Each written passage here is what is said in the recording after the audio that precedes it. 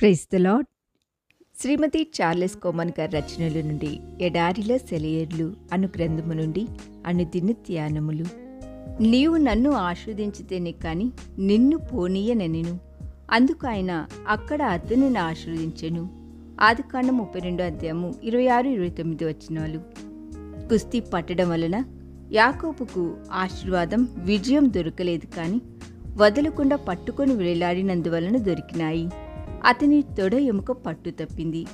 అతనింకా పోరాడలేడు, కానీ తను పట్టు మాత్రం వదలలేదు.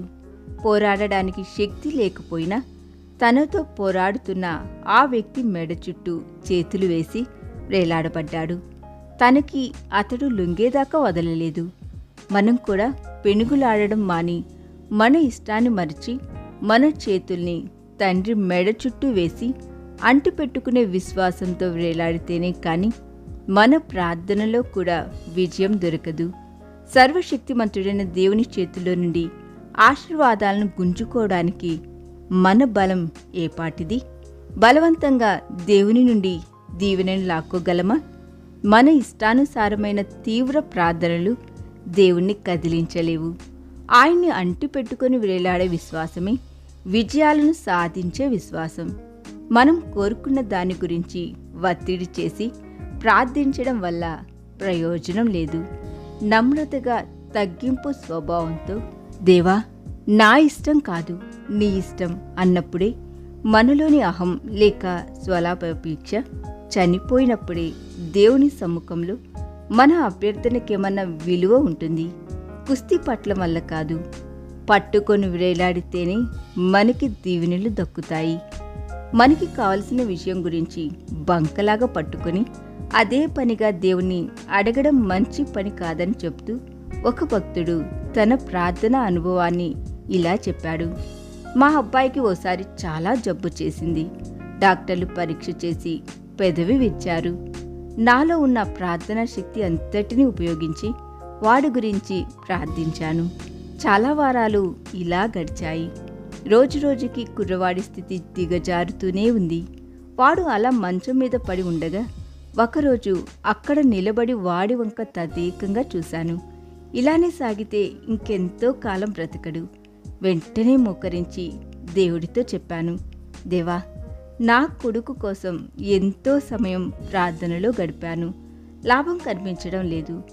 ఇక వాడిని నీ చిత్తానికి వదిలేసే సమయం వచ్చింది. ఇక నా ప్రార్థనల్లో ఇతరుల అవసరాలను నీ ముందు ఉంచడం మొదలు పెడతాను. ఈ పిల్లవాడిని తీసుకోవడం నీకిష్టమైతే అలానే చెయ్యి. నన్ను నేను పూర్తిగా నీ వశం చేసుకుంటున్నాను. నా భార్యను పిలిచాను. నేను చేసిన పనిని ఆమెకు చెప్పాను.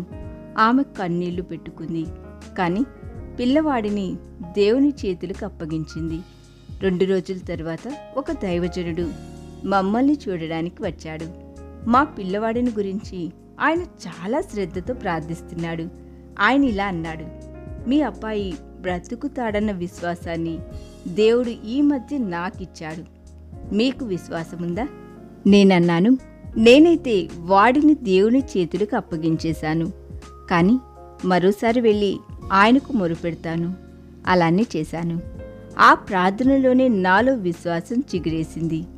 మా అబ్బాయి బ్రతుకుతాడని ఆ రోజు నుండి వాడు బాగుపడసాగాడు. నేను పట్టు వదులుకున్న దేవుని అడుగుతూ ఉండడం వల్లే దేవుడి నుండి జవాబు రాలేదు.